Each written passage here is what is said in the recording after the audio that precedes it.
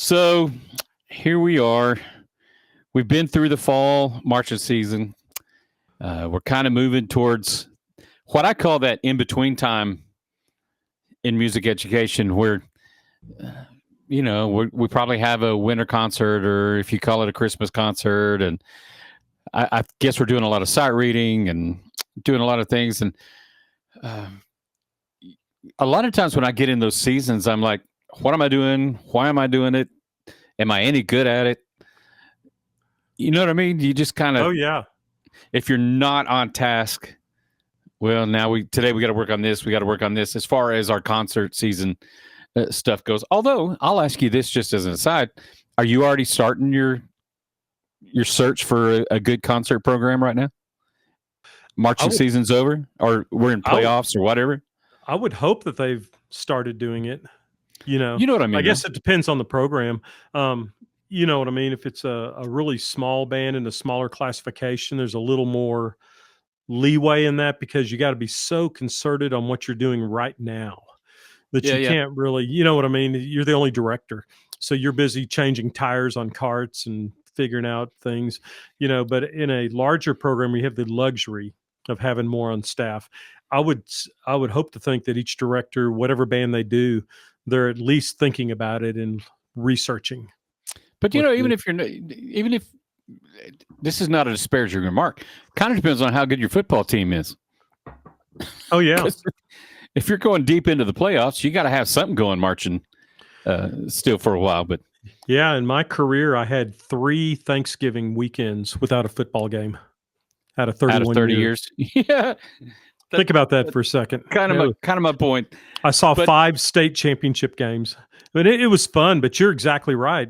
There's times we canceled our Christmas concert because the state championship game was Saturday night, and our scheduled Christmas concert was that Sunday, and school let out Monday. And there's other times the state championship game was after school let out for the semester. Right. Think about that. So we weren't even in class.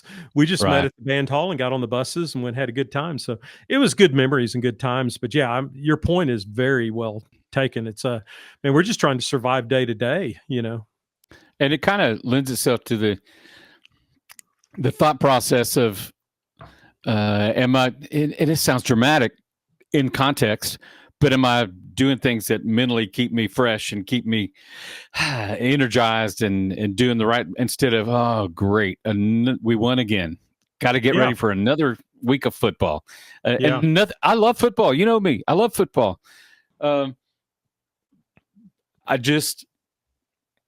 Sometimes we have this perfect world mapped out and it doesn't always work.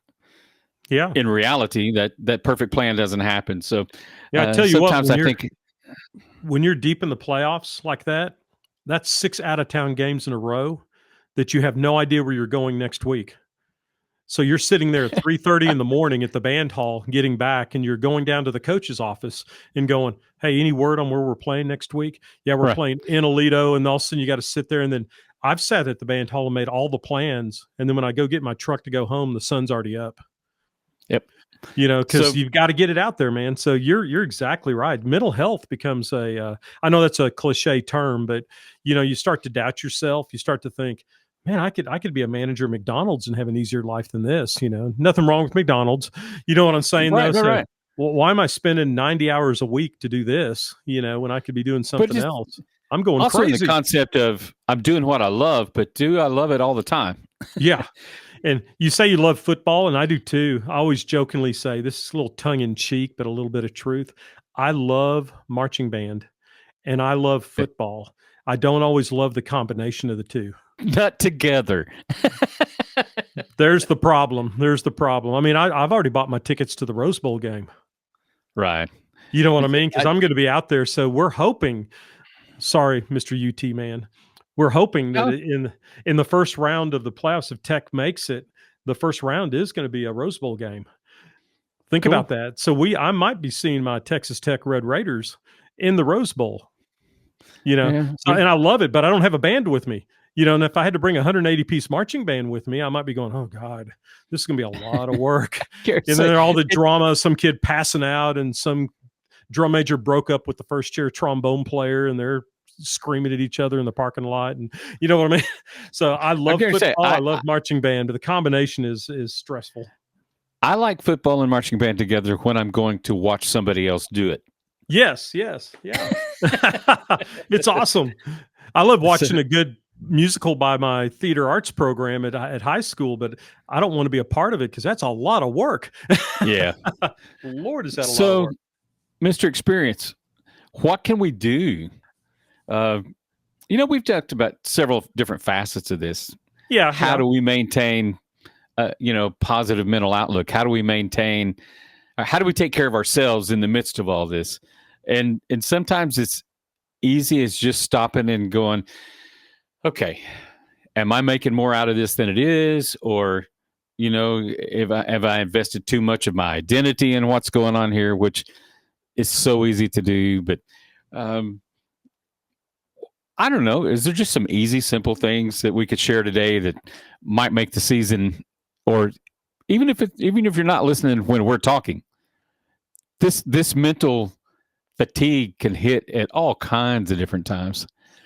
So, and it's the same in every job. I don't think we have a market share monopoly on these things. You don't think we've cornered that market? No, we haven't cornered it. But you know what? We've gone into this before pretty deeply. So I hope the people have tuned in, because this is going to be kind of a different approach to it. This is based on, you can YouTube it. This is Tim Minchen, Minchin. He's a comedian, and he does a graduation address in Australia. And this guy is hilarious. So he delivers this with much better aplomb than I'm going to do. But it kind of whoa. Listen to you popping out the words today. That's right. I've been studying for my SAT. But it's it really resonated with me because he kind of took a real tongue-in-cheek kind of approach to how we do mental health and to talk to these graduates about how to live their life. And it was like, he's got a lot of really good points. And I thought this might make a nice little podcast where it's not so deep of, say this to your therapist kind of moment. Right. You know what I mean? It's going to be a little lighter than that, but it's still, it's an important subject. Okay. Well, take us there. All right. His first point, he does this graduation address, and he says he has 9 points, and it's awesome. The first one, he says, you don't need to have a dream. It's okay to be micro-ambitious. Okay. And he talks about, and he's so true in this, he talks about, in America, we have these talent shows, America's Got Talent, whatever. And they always talk about their dreams. From the time they were 11 years old, they wanted to tour the country as a country Western artist or whatever. Fine. Have your dream. If you have something that's really deep in your heart and you want to work on it, go for it. It's certainly something to do with your time. Okay. But if you work your whole life on it, then it might be a meaningless achievement in the end, because at the end, you're just simply going to die. Instead, it's okay to be micro-ambitious. And I love how he goes into this idea of micro-ambition more so than this overarching, in band director world, it'd be like a first-year teacher going, I want a band to win a gold medal in state marching. That's going to be my lifelong goal, and everything I do is going to. No, so you need to be micro-ambitious. You have a passionate dedication to the pursuit of short-term goals. I need little Johnny to play second valve on a B natural on his cornet. So you've got to figure out these little tiny things, and it's kind of goes back to kind of those Atomic Habits, kind of those James Clear book. It's the little things we do that add up in our life, whether it be band or whatever. And I just love that idea of being micro-ambitious. He says, put your head down and work with pride on whatever is in front of you. It's changing the wheel on the sound cart. Take great pride in that. Right. You never know where you might end up. If you keep doing all these little things, you'll end up with it. If you do too much work on long range dreams, and this sounds so counterintuitive, doesn't it? If you put too much work and effort in your long-term goals, you probably will miss some amazing short-term projects or accomplishments. I'm going to say, so you actually just kind of touched on something that I always think about. One of the harshest realities is we go to university, we get our degree in music education. We are going to go light the band, orchestra, choir world on fire. Yes, sir. They don't even know what's about to hit them. And then our first day of class, there's this harsh reality of what have I done? Yeah, you're drop kicked What do into I the do? corner and you pass out, you know. So then it's a And matter you of figure out how many things they didn't teach you in college yeah, that our, you our have to figure out or find someone to help with. yeah, our So, short-term goal is just get their butts in the seats. You know, you know, care to say, they don't care about my interpretation of Percy Granger's Children's March right now. I just need to get butts in seats. They're just wandering around pushing and shoving right? and dropping equipment. Yeah, it's a scary thing, and it was so nice graduating college because I was absolutely brilliant and I knew You say you were a everything. genius. I remember, and Greg Miller out there, I mention him occasionally. I can remember thinking, man, if that guy would just listen to me, I could really get him on the right path for his career. I remember actually thinking that. Then about a year later, I'm calling him going, hey, Mr. Miller, can you come work my band and talk me off the ledge? I think I'm dying over here, man. And I realized how How do I amazingly, explain concert B flat? yeah, he was amazingly intelligent, but it was good. And even as a son, you know, I remember being 18 and my dad was the stupidest person on the face of the earth. He was an absolute idiot. It was amazing how much intelligence he accrued by the time I was 22. By the time I was You're saying 22, the older I get, the smarter they get. Yeah. man, my dad was brilliant. And at 18, he Yeah. was just a freaking idiot. You know what I mean? That was just my weird perspective on it. And I think we all go through that, whether we're daughters with mamas. And I'm sure my son went through that. I hope he realized how intelligent his father was. But I'm sure he kind of looked at me sometimes and went, oh, my God, this is my dad. You know, there are times I remember raising my children and calling my dad and saying, okay, here, this is the situation. How did you handle that? How did you even know what to do? And he Yeah. just, I could see him smile through the phone. You'll figure it out. Yeah. No You'll great figure it wisdom out. shared, but you know, suddenly I realized, man, my dad had to do this with me. How did he do that? So Yeah. they get smarter the older we get. Yeah. So But we're into those, the idea that, and it's okay to have a long range dream and a goal, but if that's all you focus on, man, you're in for a world of hurt because you're just Yep. never going to see the things that are right in front of you. When that little, that kid that's maybe somewhere on the spectrum of autism actually can play their contest part well, but that's not a gold medal in state marching, is it? Right. But in some ways, it's actually more important. In many ways, Right. it's more important. And I think this harkens back to, and I won't belabor this too long. What sometimes the peer driven goals need to take a back seat to what your kids right in front of you actually need in the moment.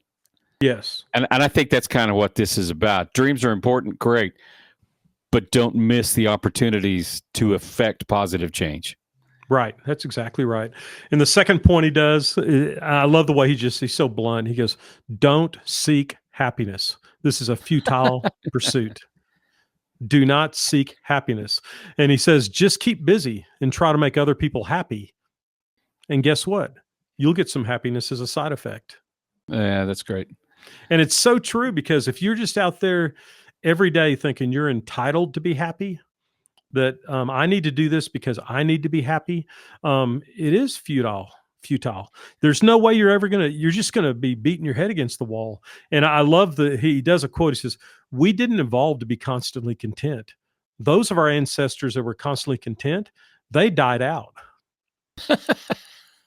They died That's out because true. they had no backbone. They didn't know how to handle stress. So they simply died. And they did Right. not, and hopefully they didn't reproduce to make a whole nother generation of constantly content people that had no stress. And it's hard for us as directors because I think even more so than a lot of occupations, we are born and bred and trained to be critical. Hmm. And we were born and bred and trained to never be content. So on the side, we're like going, we need to be happy. How are we going to be happy? We're going to be content. How do we get content? By being happy. How are we going to get happy? I don't know. So it's a vicious cycle. It's like I've got some friends. I do a little bit of training at Planet Fitness, and I say a little bit. You know what I mean? But there's some guys that they go by this mantra that how do you handle your emotional stress? We lift weights. How do you handle big problems? We lift bigger weights. More weight. More weight. We lift more weights. That's how we handle our stress. Do you ever talk to anybody? No. We just lift more weights. And that's kind of how band directors are. Our weights are working the band program. So we just deal with our emotional stress by digging in deeper and deeper and deeper. And it's a never ending vicious cycle. Okay. So, we have to have a certain level of stress in order to grow. Just like philosophically, a butterfly coming out of the cocoon, they have to fight their way out of the cocoon. A chicken coming out of an egg, they have to fight their way out of it. If you crack the egg open and the chicken's trying to get out, it'll probably die because it has to fight its way out of the egg. And I know that's really kind of, whoa, now we're getting into let's burn incense and sing, kumbaya. Let's flip it around too. How do you sharpen iron? With more iron. Iron sharpens iron. You got to have some resistance and some pounding to get where you're. I don't know if that helped or hurt. But it does. It does. And sometimes I clinic a band and I'll be working with them and something will be going just horribly wrong on the field. And I'll just turn off the microphone and look at the director in the press box and go, "Hey, you're about to get better." And I said, not by what I'm about to say, because your band is falling apart. I said, you tell me, what are we going to do next? There has to be a certain level of your heart jumps up in your throat. It's like, man, I'm paying a clinician to be here and he's asking me what we're going to do next. And my band's totally falling apart on the field. And I let them kind of wallow through it a little bit. And sometimes they'll figure something out and then we'll figure it out for them and I'll tell them, hey, I'm not trying to be condescending. It's just because I've fixed this in my own band 40 times because my band fell apart just like this. You know what I mean? So it's a matter of just getting mentors in your life. And you will seek happiness. You won't ever find happiness by seeking it. But if you work really hard to serve other people, you will find happiness. And if not happiness, at least contentment. We weren't really meant. This is going to go across a lot of like a Gen Alpha kind of things. But we were not really meant to be happy and content. We were meant to have points in our life where there's contentment and happiness. But I can think in my life, I hate to be so pessimistic, but I can think of maybe 15 to 20% of my life that was just pure joy and happiness. Yeah. And the rest was blood and guts work, so we weren't meant to be, it's so sad to say, we weren't meant to be happy, all the time. Right. So we'll leave it at that. But Tim does it in a much better way when he gets them really rolling on this. Okay. And the third one is everything comes down to luck. And that's really tongue in cheek because we know there's a lot more to it than luck. You're lucky just to be born. That right sperm cell hit the egg and all of a sudden you came out and all of a sudden you survived 9 months of being inside a womb and you've lived through your childhood. And, you meet someone who's 94 years old. It's like, oh my gosh, what a miracle. That they've gone through all of this and still doing their thing. And I know it's a little tongue in cheek, but it kind of starts with your birth. But here's the point to it though. Understanding, and this was a hard one for Mike Lenny, understanding that you can't be completely responsible for your success and that you can't totally blame others for your failures will humble you and make you more compassionate. That's a tough lesson because I kind of grew up with the mantra of anything that good happens to me, it's because of my hard work and my intelligence. Anything that happens bad to me, it was someone else did something to me. Yeah. But we've got to realize that we're not totally responsible for either one. Well, one of my guiding things that I don't know what the right term for it is life is choice driven. Yeah. Your choices reflect one way or the other. You can't blame somebody else all the time. You made a choice. Yeah, you made a choice. And there are times, listen, I'm going to tell you, there are times that things outside of your control happen, good or bad. Yeah. But when someone's diagnosed with cancer, that's not a choice of theirs, but it is a life stressor that's going to affect their life from here on out. But you know what? You start to gain empathy through those moments. And empathy it's intuitive. It is. Yep. But I will put this out there too, that it's something you can work on intellectually. Okay. You can work on empathy, okay, by realizing that you're not totally responsible for the good and the bad in your life. You can control parts of it, but there's parts you can't control. When I was diagnosed with prostate cancer, that was not a choice of Mike Lenny. You know, Right. it was like, I didn't choose this. For anyone who's, and mine was, I got through it. Everything's perfectly fine. I'm totally clear. No side effects, nothing. Very, very fortunate in that. But I tell you what, if you've, I know my listeners out there, if anyone's ever sat across that table from their doctor and they hear the word cancer, it just, I mean, I don't know. It's just mind boggling because you don't know where we're going from there. And so Right. you become, now when I hear of a good friend of mine that has cancer, the same cancer, then it's not that I wasn't empathetic before, but there's another level of empathy where it's like, I know exactly what you're feeling right now. And it's really cool when those people call me and say, "Hey, Mike, I know you went through this with your doctors and this is what they recommended. What did your doctor say? They give you a book?" And I have a book that I sent to like 3 different friends now, because this is an old man thing. You know what I Right. mean? And it's like, you send it to them, say, "This book helped me more than anything as far as intellectually understanding the process." But we won't dwell too much on that. But directors forget that. They forget that you can work on this intellectually. You can actually read material. You can discuss things with other doctors. You can discuss people who've gone through 46 radiation treatments or chemotherapy and say, what things helped you in chemo? What did you eat? What things Right. worked well? What things really just turned your stomach? Those are important things in order to get through Sure. this process, and that's empathetic. That's empathetic, and going back to the happiness thing, I don't know if happiness is the right word, but it gives me a certain sense of I've helped somebody. I've Sure. helped somebody. At least they had someone. If sometimes they'll call and they'll just vent for like 30 minutes, and I just put it on speakerphone and and just kind of let them go, and I don't interrupt them. It's like, said, "Hey, and just let me know if you want any answers to anything." Said, "But I understand what you're going through." And sometimes that's all they need. That's all they want Right. right now. Okay. Um, so then the next one is number 4. And this was a hard one for me because in band directing, it's exercise some. In band directing, our job, like most jobs, does not lend itself to having time to exercise. Um, it took me to the point of where I was overweight enough where it was, I was looking at like arthritis medicine, and I was on lisinopril for blood pressure. I was on statins for cholesterol. I was on metformin for blood sugar, and and it was kind of an intervention, with my actual doctor and my son, who's actually a physician, and they just simply, my son, he just kind of put it this way. He goes, said, "If we don't do something different, Dad," said, "you're going to be doing insulin shots here in about 6 months, just like Mom did, like his grandmother, just like your brother did." Said, and just like his great grandmother, my grandmother did. Said, "So you've got to do something different." So we kind of took some routes and did some things, and I'll just humble brag here. I'm now down 80 pounds, and I've gained 15 pounds of muscle. You know, Yeah. Awesome. but there's no way I could have done that as a full-time band director, I don't think, in marching season. Think Hmm. about that for a second. It's hard because I can go at 9 o'clock in the morning and work out till 10:30. Right. I couldn't do that as a full-time band director. And how many of us have the energy to get up at 4 in the morning to go work out, then shower, then go to first period band? There are people out there that do that, and that is Right. so hard.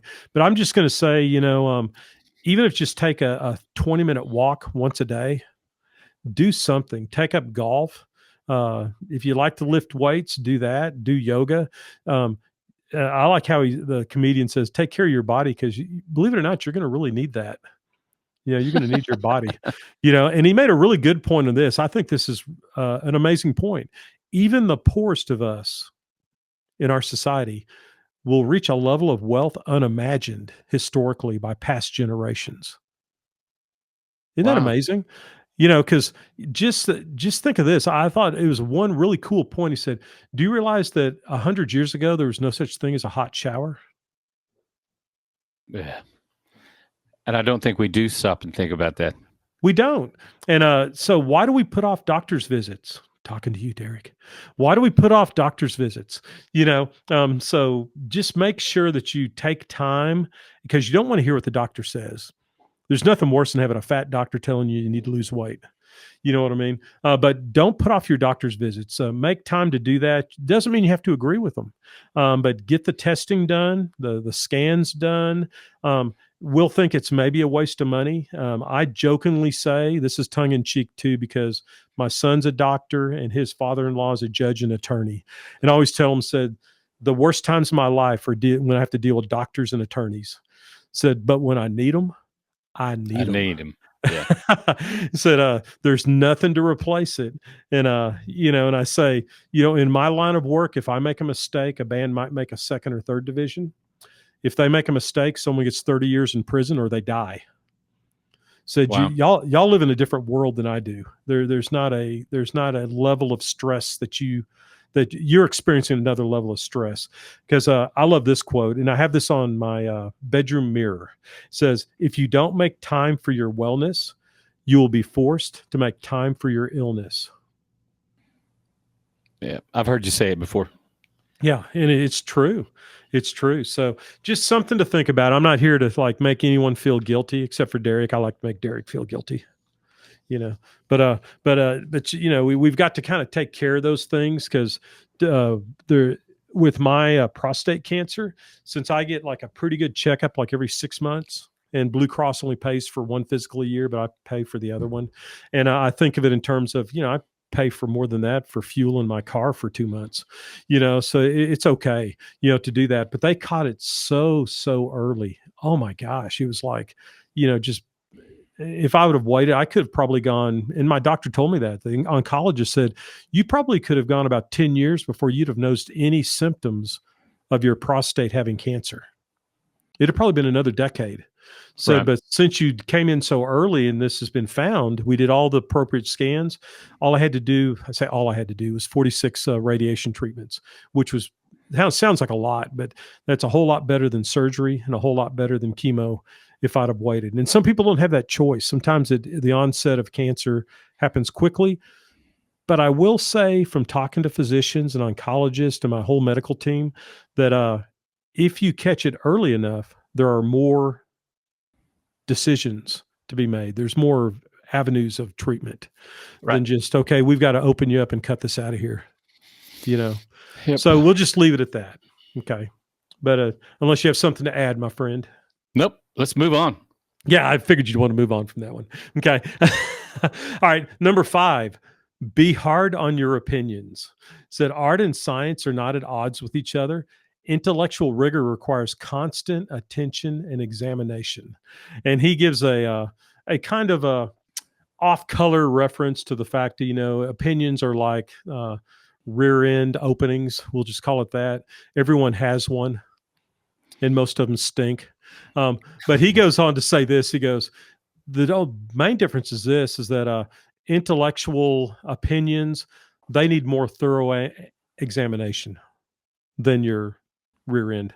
Okay. So we'll just leave it at that to not be too off color. Identify your biases, your preferences, and your privileges.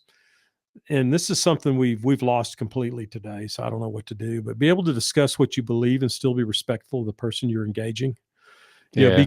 Be critical of your beliefs. Question yourself and not just on others.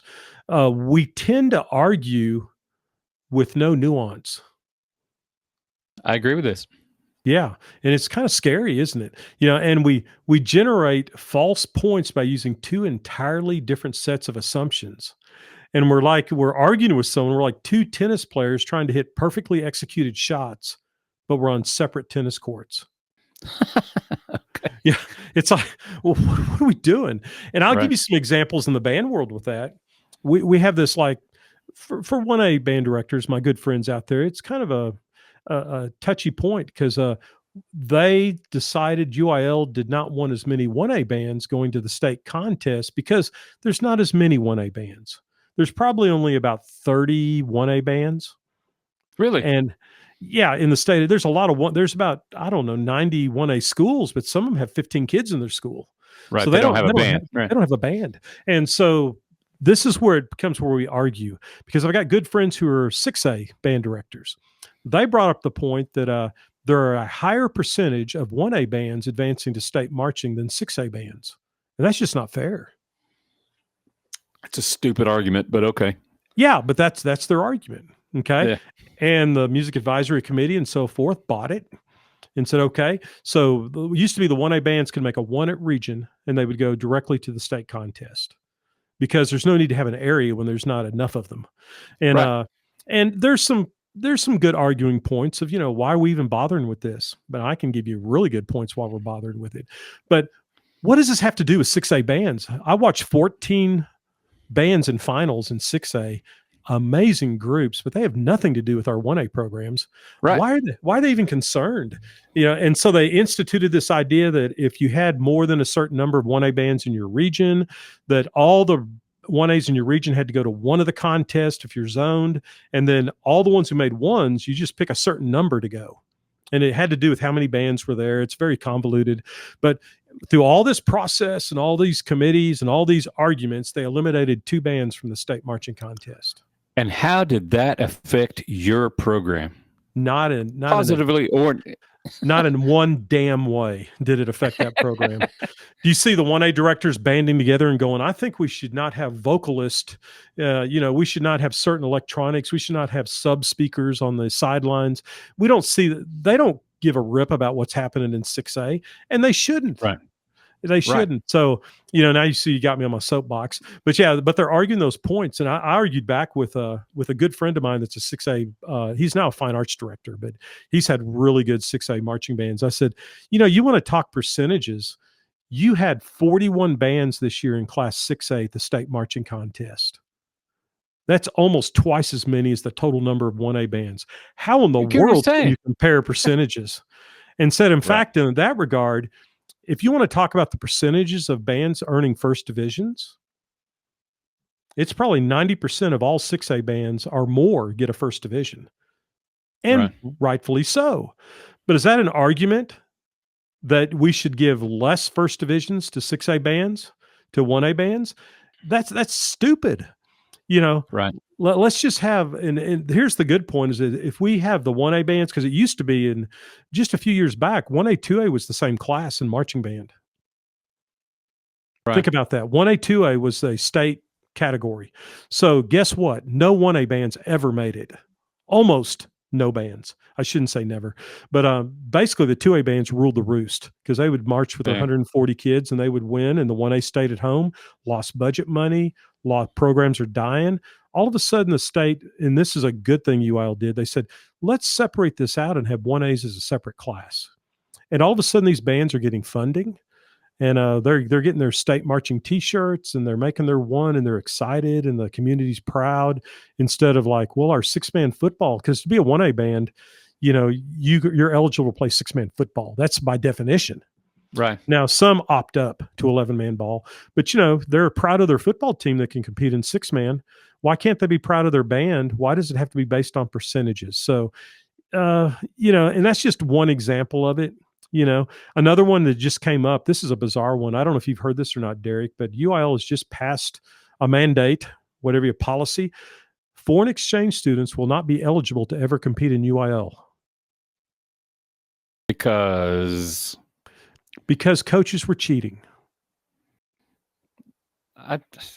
They would import a soccer player from Brazil to be a foreign exchange student, to be a kicker on their football team. Oh, man. And it's quite possible that a band director could have done the same thing. Some kid in Germany that's in a youth symphony is a flautist. They could have said, hey, do you want to be a foreign exchange student? I'll even sponsor you. Now you can go to contest with us and you can play. That wasn't the intent, but now it's like, so these kids are coming over here and we're not going to give them the experience of being able to be part of a marching band. They're not eligible to be in the marching band. Listen. But it's a weak argument, isn't it, Derrick? It is so banal to the percentages of the cheaters versus people with good intent. Yeah. That we have to create rules for the cheaters. The whole thing bothers me. But anyway. Yeah. But we could probably go into this forever, and that could be a whole separate podcast. We're trying to help people's mental health. Yeah.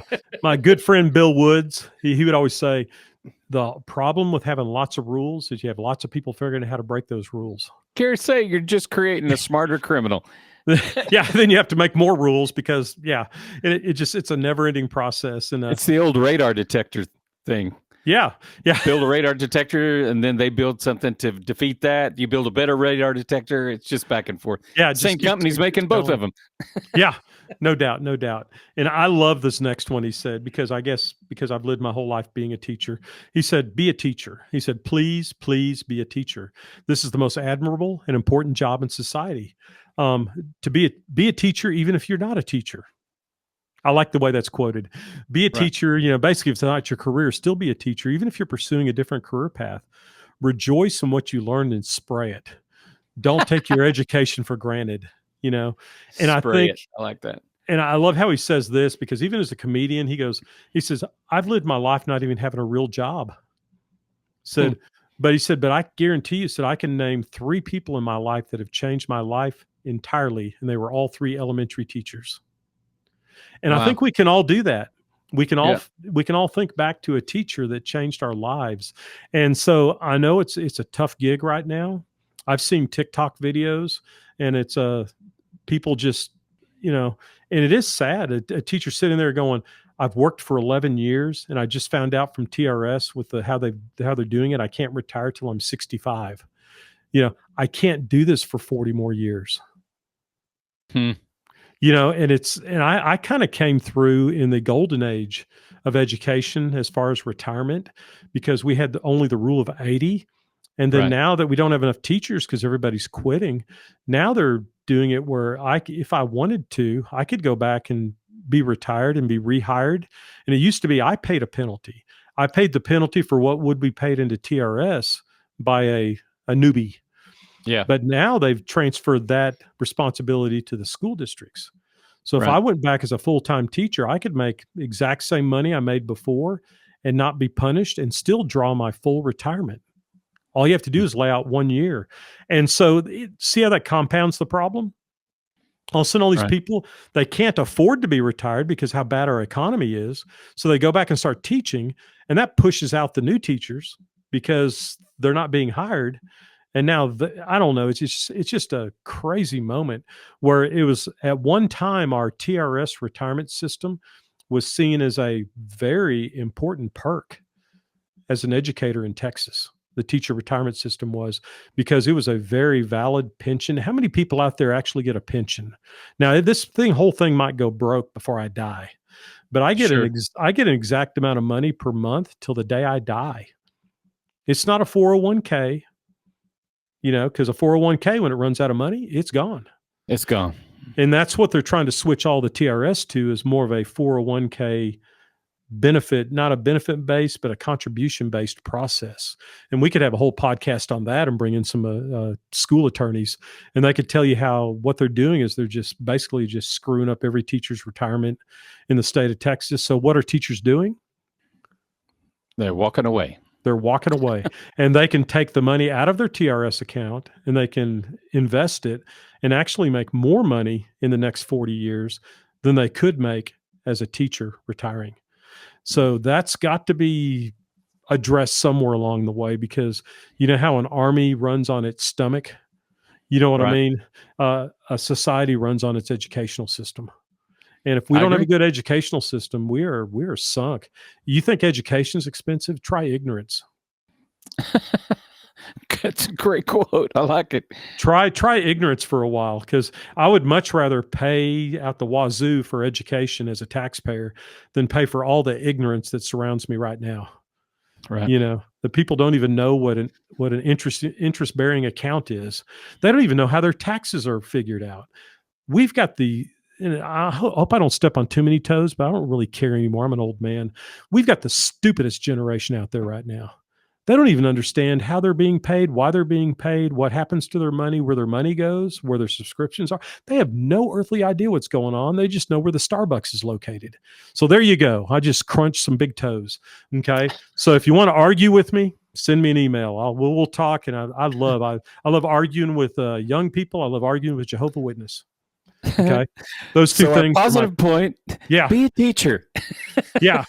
Be But a teacher, but even if you're not. but we've got to have those teachers. So society has to address that first. But if you're in a different career path, still be a teacher. There's a lot of people that, even though I'm not a career teacher, that I've sat down and set out their entire financial future, and said that now I'm not I don't work for Merrill Lynch. I don't work for anyone else, but here's the things you need to do right now, and I'll say, does your company have a Roth IRA plan?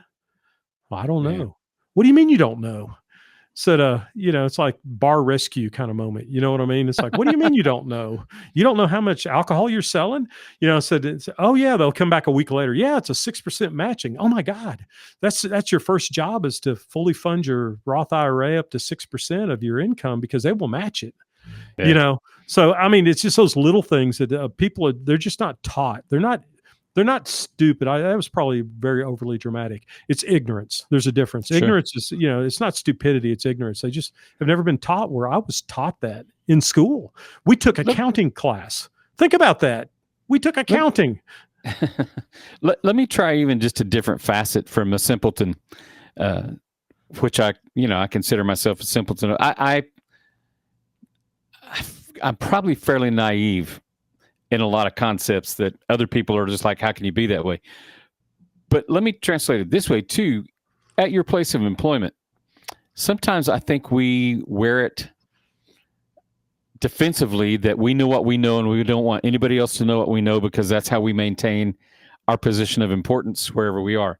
Yeah. And I kind of hear somebody say this, be a teacher, the most quit being selfish. Help somebody else get to where you are. It's an old man thing to say, but I have said this before. I've kind of gotten to the point in my life where I've accomplished about all the goals I'm going to accomplish. That doesn't mean I've quit having goals, but I'm not going to run a marathon. Fair enough. But I can help somebody else be successful now. Yeah. Even if I don't know much, I can share what I do know. Yes. And maybe help them avoid or get where they're trying to get. And the cool part is I finally figured out it doesn't affect my status. Right. I can still be happy and successful if I'm trying to help somebody else be happy and successful. And that sounds like such a simple thing to say, but I think we struggle with it, especially if we grew up wanting to be first chair. Yeah. And you're exactly right. Helping someone else light their candle doesn't extinguish your candle. Yeah. It's just one more candle giving light, So, and it's a byproduct. And I'm the same way. And even now in my age, if I call somewhere, I would much rather get the automated robot thing and take care of business than talk to some stupid person on the other end of the line that doesn't know what's going on. And I think we've reached that in terms of mentorship, because we as a society are much more confident. I can YouTube that, Right. And I can figure that out, and they want to figure it out on their own. I respect that. Sure. But we grew up in a situation where, I'm so dang old, there wasn't an internet, so we had to call someone. If it wasn't working, we had to pick up the phone and call them and hope to get a call back within 2 days. Right. Now we text them and we just get furious because they didn't text back within 10 minutes. But you've even shared this before, your experience when you came in as a freshman into your high school band and a senior recognized you and said, "You're my responsibility. I'm going to teach you how this works." Right. You are my freshman. I was their property as far as intellectually. You're but right. The truth is they were being a teacher. They were being helping create a positive culture, Mhm. and they were making your world easier. Yeah. Which I think speaks to all these things we've said so far. You're choosing to be kind. You're choosing to help. And even if you're not kind about it, you're making somebody better. You're choosing to teach. You're having realistic, it sounds to me a lot like a thing we call servant leadership. Yeah. That you choose to serve others to help them become what they can be. And a byproduct is you find contentment. Yes. You find success. Yes. You find happiness. So I didn't mean to hijack you there. I know we have a couple more we want to go through, but oh, we're good. We're good. That's a very good I'm point. just saying that again. It seems to get outside yourself. Quit looking in. Look out, and use those giftings, those talents you have to help somebody else, and be amazed at how much it winds up helping you. Yes. In That's a mental exactly right. capacity. Oh yeah, you'll be a happier person. You don't have to seek happiness, just serve others. Okay. Yeah. And the next one he says, define yourself by what you love. In today's world, we've really learned a really dangerous thing. We've learned to be part of a subculture by simply hating other things. That's I true. think there's not a moment that on any city that they'll have a city Facebook page or whatever, and they'll post on, "Hey, we're going to build a new restaurants being built on such and such street." Then 99% of the comments that come back will be, "That street's too busy already. Now we're going to have wrecks on that street. Oh, I hate that restaurant. The last thing we need is another restaurant. We need to build a such and such. How come we can't get this?" We learn to be a part of that subculture by simply hating other things. And that's a scary moment. It's a scary moment. Instead of celebrating the fact that, hey, someone decided to build something as simple as a Chewy's here in Abilene.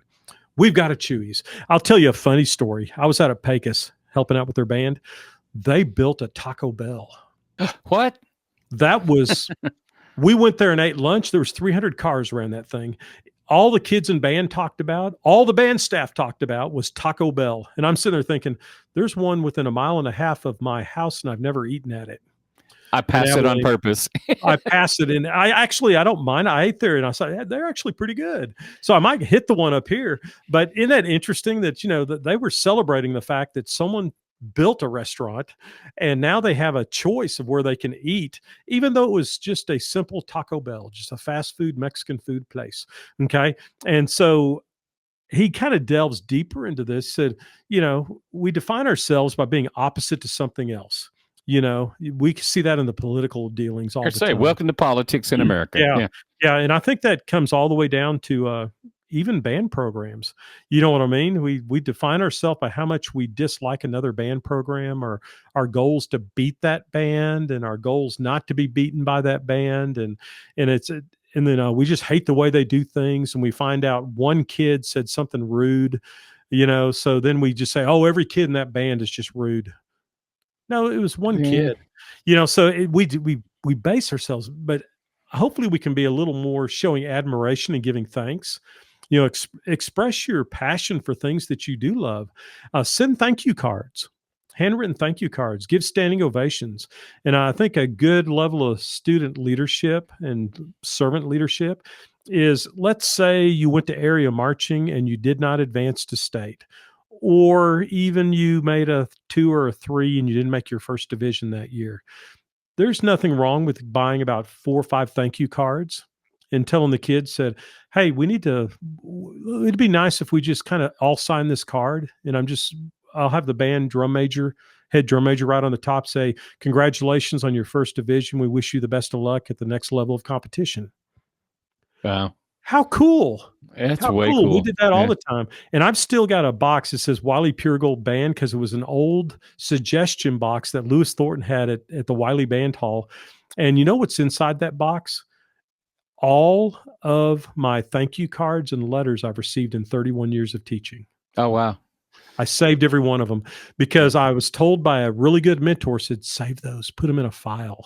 And I put them in a file. And I thought when I left, so I'm going to go ahead and take that suggestion box with me, because when I had a bad day, if a parent argued with me and I lost the argument and I did something stupid or whatever, I could always open that little box and I could start reading those and I could go, I have done some good. Yeah. Stand up and get back to work. Got to look at the scoreboard every once in a while. Yeah. But I also believe this too. It's such the default, if there's a band that did better than you, the default is to figure out how they circumvented your hard work to get better. Yeah. Or instead of saying, what can I do to be better? We just want to be ugly about a band that was better. Yeah. Did I say that right? You did. And I tell you what, I help out sometimes with being a tabulator for UIL, and at the 4A contest the other day, because I think you were the announcer for that, weren't you? Yeah, Yep. for the little 4A area contest. In the tabulation room, you get in there for finals, and there were 10 bands, and you set everything down, and the person in charge talks. I'm just kind of like the secretary, so I kind of do my thing. But the coolest moment happens when the three schools from the same school district advance to state marching. Right. So once you get to that point, and then you had Pecos, and then one from Lubbock, Liberty, Cooper Liberty, I guess is what they're. It's almost a brand new school. But all the other people leave the room, and then you draw for your state slots, because I'm told Right. what the state slots are going to be, and they draw for state slots. Before they did that, they all hugged each other. It's way cool. Isn't that cool? They all hugged each other and congratulated each other. Said, yeah, let's go do our thing at state now. Said, I'm proud of you guys. I'm proud to be in this area. Congratulations. And it wasn't like everyone staring at the area champ going, our band was better. The judges ripped us off today. And I've seen that too in the confirmation room, where people have gotten the sheet of paper because that's the first time they see the scores, is when they're in the confirmation room, the breakdowns, and they'll just throw the paper down and leave the room. Wow. And you're like, okay, stay classy, San Diego, stay classy. There's a time to bite your tongue and congratulate the other people. And I'll tell you a way that came across was I worked with Richard Cole over in Pecos, and he told me one day, he goes, I remember the first time I met you. I go, really? And I said, where was that? He said, it was at area finals, and we won the area championship and knocked you off your pedestal. Wow. And he said, and Wiley dropped down, and Pecos won the area championship. And he said, the first thing you did was you walked over. He said, you shook my hand. He said, congratulations, Richard. Said, you're young, but you figured this out.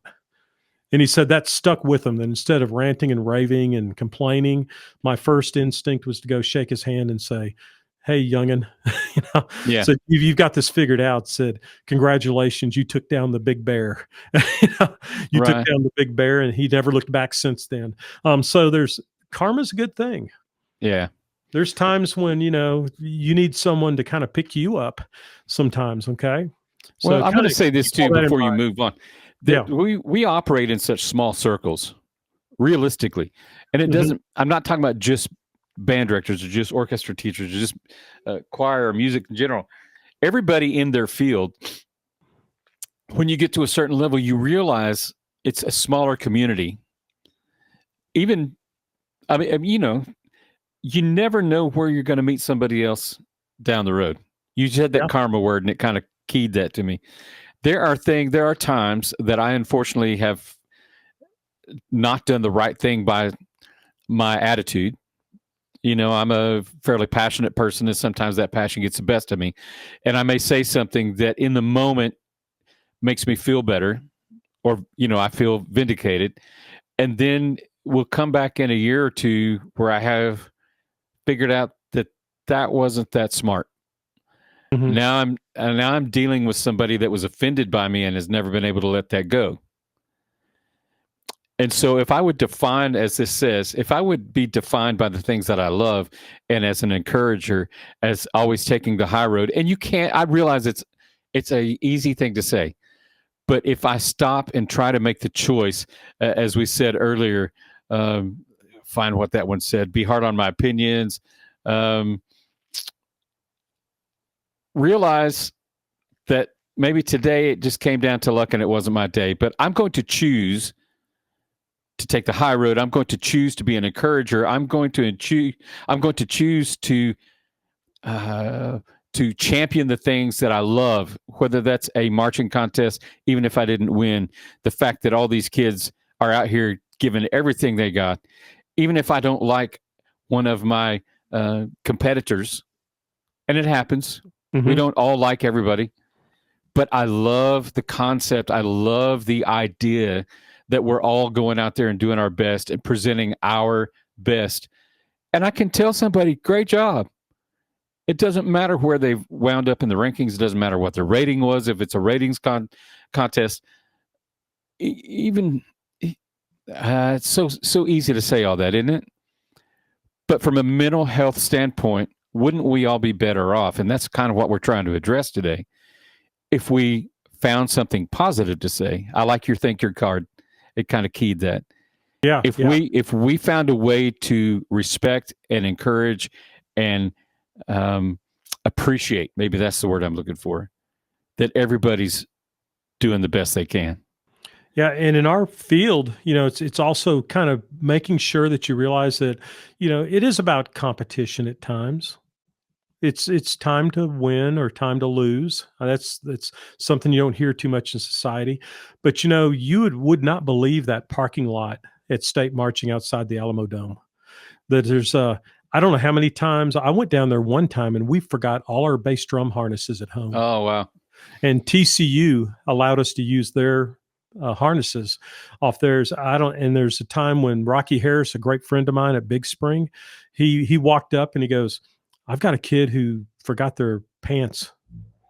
So they don't have their uniform and they were going to march before us. We were starting to get to warm up. So I said, hey, Rocky, point at a kid that's the same size. He pointed at a kid. I said, hey, come over here. Give me your pants. Because they all have their pants off. They've got their band shorts on. So he warmed up in his band shorts with his band shoes on and socks. And a kid will come up and, in the middle of my warm up and say, Mr. So-and-so or Miss So-and-so, I'm looking for a tenor sax read. So, oh, yeah. So I'll stop my warm up to give him a tenor sax read. Now, if it was all about competition, we would just say, sucks to be you. Right. And the greatest example, and it's just fresh on my mind because I don't know when this episode is going to air, but Vandergrift High School had their semi-truck hit by a train. Oh, wow. Did you hear about this? I didn't. Oh, my gosh. They were in San Antonio, and they pulled across a railroad track, and the cab sunk into like gravel and soft asphalt. And high-centered. Yeah, high-centered. And the train came through and destroyed their semi, okay? And so what happened was other bands could have easily just gone, sucks to be them. Now, no one was injured. The drivers weren't injured. No one was injured at all. It's just a loss of property, okay? And that still sucks, but that's still just a loss of property. 3 other bands donated their sound system, all their equipment, all their percussion stuff, front ensemble equipment, so that they could perform, and they won 4th place in the state of Texas in Class 6A. Now, Isn't that cool? It's such a community that they said their first response was, is everybody okay? Their second response was, what can we give you to make you? Yeah. And they knew Vandergrift, they're on that top echelon of marching bands. And it would have been real easy for a very competitive person to go, well, that's how it goes sometimes, but they literally just gave them their equipment. So something to think about. We talk about competition and we make statements, but when push comes to shove, it's about the kids. You know what's so cool about that story? Odessa, Texas went viral this week. I don't know if you saw it, but Odessa, Texas, grand opening of a Bass Pro Shop. Oh, yeah. Yeah. Go ahead. Yeah, I know where you're going. They had a brawl. That's BRAWL, a brawl. Yeah. A fight. Very Odessa. People. It's so, I'm so proud. Yeah. They were, did you hear what they were fighting over? Over a restroom. Yeah. Somebody cut in line. Someone cut in line to use the restroom.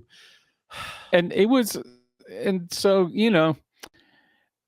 it's so refreshing to hear the Vandergrift story and to realize that we're all better when everyone's better. Yeah, yeah. There's something. We're all better when we can help you be better. Yeah. Isn't that crazy? I'm just like me. That was so Odessa. I'm sorry. Well, thanks. You can say that. Yeah, because Abilene's just the bad stepchild of Odessa. I would say, and this is a Texas thing. So if you're not in Texas, you probably don't understand. But I always say Abilene is the bad prodigal child of the parents of Odessa and Lubbock. And they had a bad problem child, and they named it Abilene, and they moved it 2 hours away so they wouldn't have to look at it.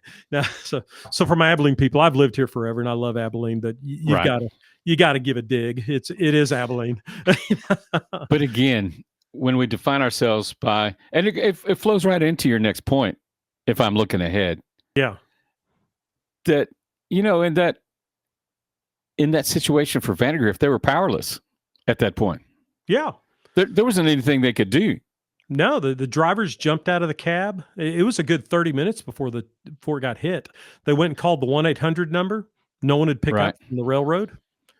And then sooner or later, there's video. You can YouTube it and you can watch the train go straight through their $150,000 trailer full of Man. equipment. It just annihilated it, just totaled out. They just hauled it to the wrecking yard. But yeah, it's absolutely insane. But it's nice to know that there's people that will help when you're down. Sure.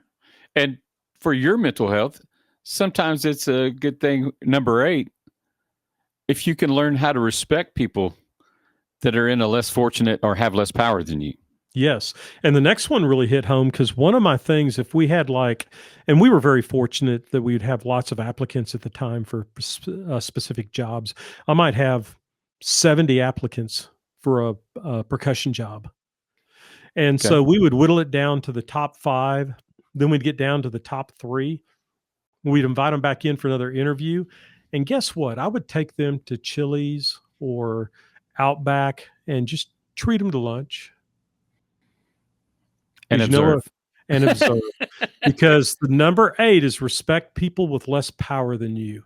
You can assess a person's character by how they engage with the wait staff. I don't care if you're the most powerful person in the room. I will judge you on how you treat the least powerful. So there. Yeah. And so I would watch them if they'd go, "Hey, I said sweet tea. Why'd you give me this?" Right. And it's like, they just lost their job. I'm not going to hire them. I don't want to be around them. I don't care how good they are at what they do. It doesn't matter to me how good they are at what they do if they don't treat people with less power than them, if that's the right word, with respect. Right. Or if they automatically assume the chain, if they automatically assume their position in hierarchy and that the people that are serving them are definitely below them. Yeah. And I've had this discussion with good friends who, for like the Abilene Country Club, because I'm not a member. I mean, I guess I could be, but I've got I've got enough friends who are that I can just go with them, and they don't take cash, so I mean it's a good deal for me. Right. But I watch them, and this is a funny irony, but some of them can be it's not necessarily rude, but very blunt with the wait staff. But most of the wait staff are people I know. Right. Because they're musicians, they're college kids, they're people who are gigging. And it's funny because they'll treat them that way. And it's like, you really shouldn't be that blunt with that person. So why? Well, they're a good friend of mine. And they're just trying to make a living. And boy, you can tell they're like, "Oh, okay, I'm sorry." But they just get in that routine of hierarchy and how far are you up the totem pole. And you can see that at any convention. I don't care if it's a plastic surgeon convention or a band director convention. There's that hierarchy of I call them the heavyweights that walk through the convention center. Oh, there's so-and-so, kind of thing. And they've earned their positions. I'm not saying they haven't, but the ones that really get my respect are the ones that'll stop and talk and answer a question to a first-year teacher or a college kid, or even a high school kid who's in the convention. "What do you think of this trumpet, Mr. or Mrs. So-and-so?" And then instead of going, "Oh, I don't have time for this. I've got meetings." Yeah, what do I care? Yeah. Yeah, whatever. So I really have high respect for the ones that have earned their positions and take time to help out other people. And I agree. Yeah, I think it's a cool deal. And number 9, this is my favorite. Finally, don't rush. You don't need to have all the answers right now. You don't need to have the rest of your career planned out or your entire life planned out. Don't panic. Life is going to be long. It's going to be difficult. It's going to be hard. You will sometimes be happy, by the way, a much less percentage, and sometimes sad, a much greater percentage than you will, because sooner or later you're going to be old and you're going to die. Right. But here's the answer to it. You have to fill it up with something. Isn't that a cool thought? And life is best filled by learning as much as you can, about as much as you can, taking pride in whatever you're doing, having compassion and sharing ideas, being enthusiastic. There's no one more enthusiastic in a clinic than Mike Lenny. Every band is going to be incredible, you know. And then there's love. There's all this other stuff: love, travel, kids, and giving, whatever. You know, it's an incredible, exciting thing. Those other things, but I'm hoping that you will take it in search of. Don't rush, because I spent my life as a junior high kid dreaming of graduating high school, because then I'm going to be happy. And then if I graduate college, then I've got it made. I'm going to be happy. Then if I get married, I'm going to be happy. Then if I have kids, then I'll be happy. If I get to the state marching contest, I'll be happy. If I get a sweep, you see where I'm going? When I Sure. retire, I'll finally be happy when I retire. You know what? It took me till about the middle of my career to figure out that none of that was bringing me the true happiness. It was Right. just prolonging the misery of what do I have to go to get to what makes me happy. And then I get there to that level and I go, you know, this ain't really all cracked up to what I thought it was going to be. Right. Getting to state marching is just a pure hassle. It is painful. It is stressful. I loved it, but but it is stressful. Oh my gosh, is it stressful? And so it's like, this is not exactly the beautiful Valhalla that I thought it would be, you know, kind of moment. So kind of take that. I'm hoping that these ideas, Derrick, will help someone out. That just random thoughts, I guess you might say. But I just want to say, you know, good luck to everyone out there who's trying to maintain a decent mental health without, you know, hurting someone or hurting themselves. And I mean that with all truth, not tongue in cheek. And I thank you for indulging in us today and listening to our Sure. podcast. Yeah. Because if you do something better, it's going to make me happy for a little bit. Yeah. It's going to be fun. I just think it's amazing to me that as we've gone through these, it just seems to remind me, and maybe it's just me that needs to hear it this way. Choose others over yourself. And that doesn't mean, I don't mean to take that too far out there into the world of whatever, but by and large, at least pause and consider someone else. Mm-hmm. Instead of that, we all think we know what's right and everybody else's stupid mentality. Mm-hmm. Or the one that really jumped out to me today is how we don't champion the things we love because we live in a world that insists on hating each other. Yes. Pointing out the flaws. And yes, politics does that, but frankly, we do that in our own circles sometimes. Yeah. And it's just too easy. And we become the one thing that's not on there is turn off the internet every once in a while and be amazed at how much happier you are engaging in the real world around you. So, yeah. Anyway, I do appreciate you, friend. Things like this make me happy.